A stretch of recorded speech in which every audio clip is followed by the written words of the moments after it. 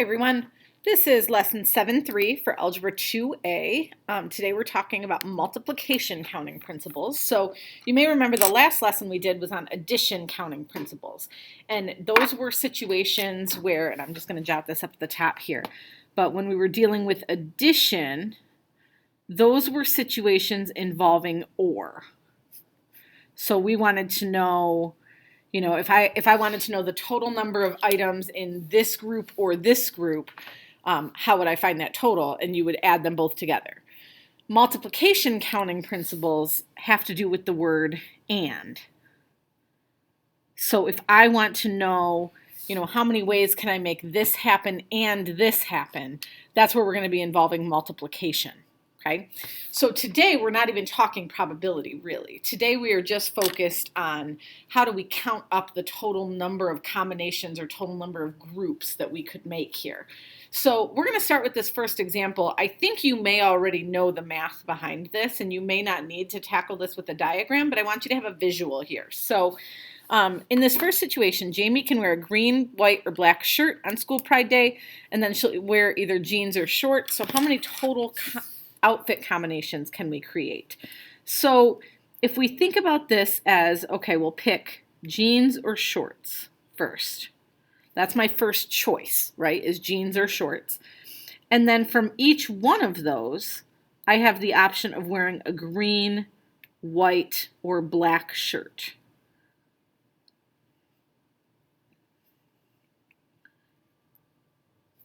So altogether, if I count down here at the end of my tree diagram, I am seeing 6 total possibilities because I have 3 shirts and 2 pants options for each. So really what I did here is I did 2 times 3. That leads us to what's called the multiplication counting principle, which is super simple, and you'll probably never call it the multiplication counting principle. It just says that if you're trying to choose an element from set A and an element from set B, the total number of combinations can be found by just multiplying. How many are in A times how many are in B? So let's apply that same thing, and I just want to point out that we could make a tree diagram like we did here for example 1, but we shouldn't have to. Local pizza place offers 4 sizes, 2 types of cheese, 8 different toppings, 3 types of crust. How many different one-topping pizzas can we create? So notice the question is how many. That means I should be able to just apply this multiplication counting principle. So I have 4 choices in size. I have 2 choices for cheese. I have 8 choices for toppings. And I have 3 choices for crust. So if I just take those and multiply them all together, and let's see, that's going to be 8 times 24, so 192, I believe. So we have 192 pizza combinations that we could create.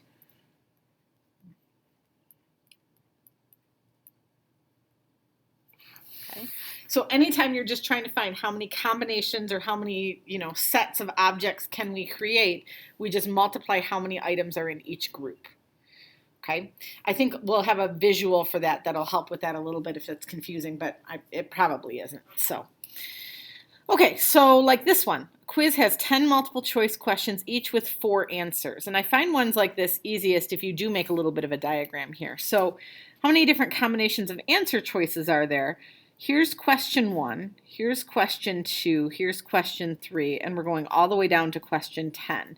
In this case, I don't actually need to list all 10 because they're all kind of going to be the same. Okay, so I have 10 questions here.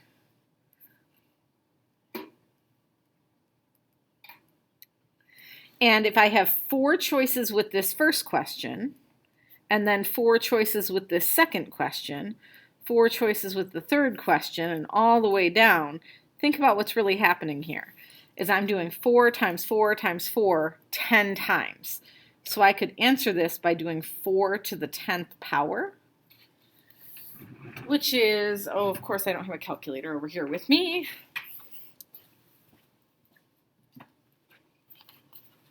Four to the power of 10 works out to be a giant number, 1,048,576.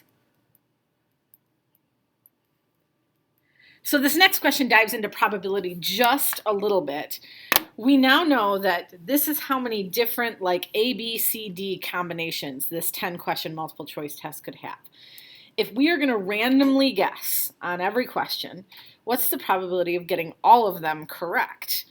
Well, out of those 1 million-ish possibilities, think about how many of them would have everything be correct. There's only one possible combination, right? Like if I were to look at my answer key, that's one of those 1 million possibilities. So the probability of having them all correct is one of those possible outcomes out of that giant number. Okay? In other words, very, very unlikely that you're going to get everything correct if you're just doing a random guess on every question. Okay. One thing to dive into here with this next example is the concept of replacement. Sometimes we have to pay attention to whether the situation involves replacement or doesn't involve replacement. So I've got 6 colored tiles in a bag. How many sequences of 6 colors are possible with replacement? So let me draw out, here's my 6 pulls from the bag. Okay, so I'm going to pull 6 tiles, and I want to know how many sequences can I make. This with replacement thing means that after I pull the first tile, I'm going to throw it back in the bag.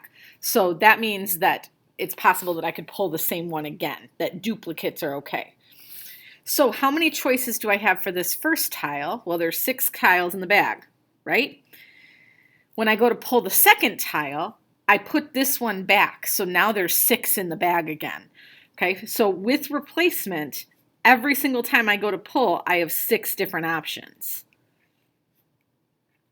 Okay, so this is really going to end up being 6 to the 6th power, which is 46,656. So that's how many color sequences we could have. Now, how many sequences of 6 colors are possible without replacement? So let's do the same thing. Here's my 6 tiles that I'm going to pull out. When I pull that first tile, there are 6 tiles in the bag. Okay? However, when I go to pull the second one, I'm going to leave this one that I pulled out. So now there's only 5 left in the bag. And then after that, there would only be 4 left in the bag. And then there would be 3, and then there'd be 2, and then there'd be 1. So this type of thing happens a lot of the times when we do this without replacement, because every time you pull something or every time you do a trial or whatever it happens to be, you go down in terms of how many items you have left in the bag. So this thing here is something called a factorial. And it looks like, I don't know who came up with this symbol, but it looks like an exclamation point. Whenever I see this, I always think it's like an exclamation, like 6. We're very excited about the number 6. But it is a mathematical symbol that really means this. When I say 6 factorial, that means starting at 6 and multiplying all the way down. And they came up with this as a math symbol because this is a concept that comes up often in probability. The good news is you can do factorials on your calculator without having to manually type all those numbers in. So you can type in 6. And then under the math menu, there's this option for, this is probability over here. So we're going to be using a few things out of that menu throughout the course of this chapter. But for today, you'll notice that option number 4 is that exclamation point. So you can hit 6 factorial. And what that's doing is the same thing as this. Okay. So without replacement, clearly there's a lot less possibilities here. We would say there's 760 sequences. Now, in both of the examples up above, we were pulling all 6 tiles, right? Or we were pulling the tiles 6 times in a row, and that's how many there were in the bag. This one just wants to know how many sequences if I'm only going to pull 3 tiles. So this is why I find it helpful to kind of draw these blanks for myself. Here's my 3 tiles. The first tile, there would be 6 choices, right? This is without replacement. So when I go to pull the second tile, I would have 5 choices. And then the third tile, I would have 4 choices. So it's basically just this, right? It's the same as like the first half of that calculation. But because I'm not pulling any more tiles, I'm kind of losing those other combinations. So I'm just going to do 6 times 5 times 4. For right now, we're going to do that manually. In the next lesson we're going to learn a special name for this type of calculation. And then there is a way on your calculator to do it. But for right now, we're just going to say this is 120 sequences. Okay, just a couple more examples to go here. So example 5, this is one I would definitely draw a diagram for. How many license plates are possible with 4 letters from A to Z except O and I, followed by 2 digits from 0 through 9? So here's my 4 letters, and here's my 2 numbers. Okay? It doesn't say that I can't duplicate letters. It doesn't say that I can't repeat my letters. So I'm really treating this as like a replacement situation. So I want to think about how many choices do I have for this first letter? Well, there's 26 letters, except I can't include O or I. So really I have 24 choices. Okay. And again, because it doesn't say that I'm not allowed to reuse the same letters, I would continue to have 24 choices for every one of these. There are my 4 letters. And then the digit 0 through 9, that's 10 choices for these last 2. So these last 2 can be 10 and 10. And then I'm multiplying all of this together. I would probably type this in as 24 to the 4th times 10 squared. Oh, forgot I was using this kind of calculator. Times 10 squared. And again, you're going to be dealing with big numbers a lot in this section. That's okay. This is 33,177,600.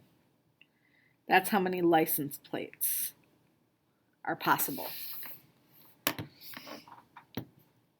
Okay, and one more. How many orders could 7 horses finish in a race? So when I think about orders, here's my first place, here's my second place, third place, fourth place, and if there's 7 horses, we're going to have 7 places, right? So each one of those blanks represents a place in the race. So how many horses could possibly finish first? Well, at the beginning, we haven't placed anybody, right? So there's 7 horses that could come in first place. Now, one of those horses has come in first place, so now we have to think about how many would be left to come in second place. Okay? And third place, there would be 5. And fourth place, there would be 4. And fifth place, there would be 3, and so on. So this is really going to be very similar to this example up here. This is 7 factorial, which again, just to refresh your memory, 7 math probability factorial is 5,040. Now, let's suppose we only cared about first, second, and third place. I really could have cut the calculation off here. I could have just done 7 times 6 times 5. We would still have 7 choices for first place and 6 choices for second place and so on. But we only need those first 3 terms. Okay? That's really it for today. Today you're just multiplying numbers together a lot. If I had to summarize this lesson in one sentence, that would be it. So you are heading off to give the homework a try. And as always, we'll go over any questions that you have when I see you in class.